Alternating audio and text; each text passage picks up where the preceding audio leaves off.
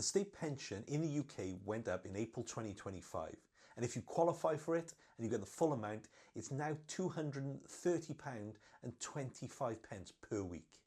That's just shy of £12,000 a year, £1,000 a month.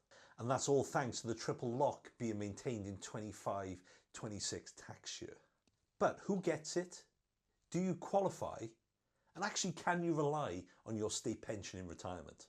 Hi, I'm Gareth Shears. I'm a chartered financial planner here in the UK, and today I'm going to explain to you about how the state pension works in the UK, how much it is, who's eligible, how the triple lock works, when you'll actually get it, and how you can boost it if you have some shortfall. So what, in short, is the state pension? Okay, this is a regular income paid by the government at your state pension age for the rest of your life. So how much do you actually get in 25-26 tax year? Okay, so the current amount is £230.25 per week if you qualify, which actually, when you calculate it over the year, is just shy of £12,000. It's £11,973 a year. Now, the old basic state pension, which was pre-2016, you would have been on £176.45 per week basic.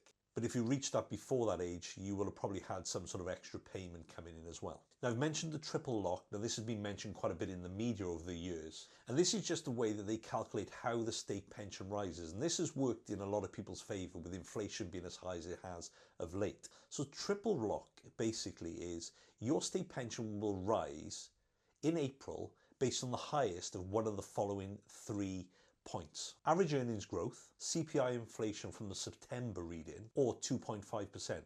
So whichever is higher, that is how the state pension will be calculated for the following year. So for the 2025-2026 state pension year, that was set at 4.1%. So that is what the state pension will have gone up by. But in previous years, it was a lot higher. Okay, so who qualifies and for how much? So you need at least 10 years qualifying years of national insurance credits in order to actually qualify for the very basic level of state pension. Typically, you need 35 years of qualifying NI contributions to get the full state pension, the £230 that people are getting at the moment. Now, this is prorated if you haven't got quite as many years.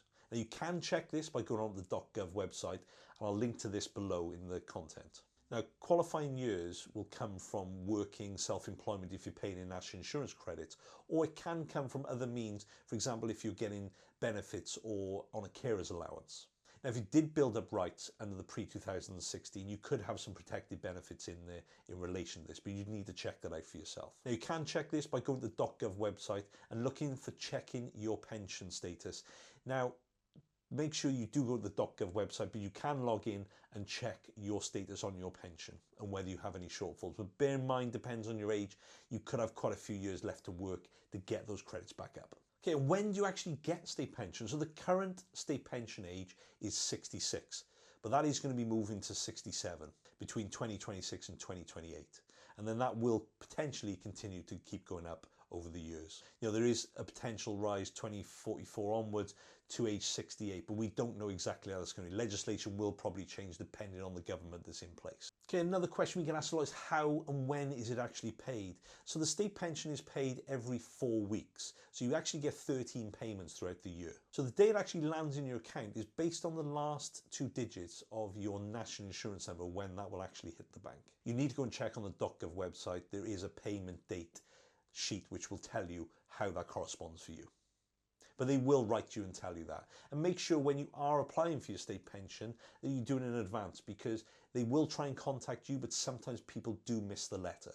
So you usually want to be getting this in with between 3 and 6 months out from state pension. Now, you can defer your state pension if you want to, if you choose to, and it does actually grow. Now, if you defer it for at least 9 weeks, your state pension will grow every 9 weeks then by 1%. It works out about 5.8% growth each year. And this extra then is added to your payments when you actually start to claim it. So under the current pension, if you deferred for 52 weeks for a year, your pension would increase monthly by about £13.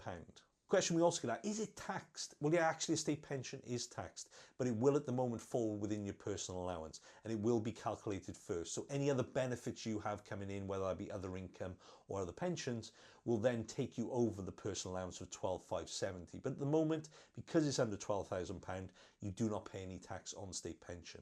If triple lock continues as it is, there will be a point where potentially state pension will be taxed, especially with fiscal drag on the basis that the basic rate allowance hasn't increased for many years. So now you've looked at the .gov website and you see you've got gaps, so what can you actually do? So you can actually make class 3 contributions to get yourself back up, and actually within the .gov website it will show you what you can make and how you can make those payments. And just make sure you are getting the right credits if you're not working for the things you should be credited for. So make sure you do contact HMRC to ensure you are doing the right thing. Now finally, can you actually rely on your state pension? Well, some people may have to if they haven't built any other benefits. The state pension is currently a political commitment, but it is subject to change and may change in the future. So it will be there in some format, but we do think that it probably will change from what its current format is. But you need to make sure that you use the state pension as a foundation towards retirement.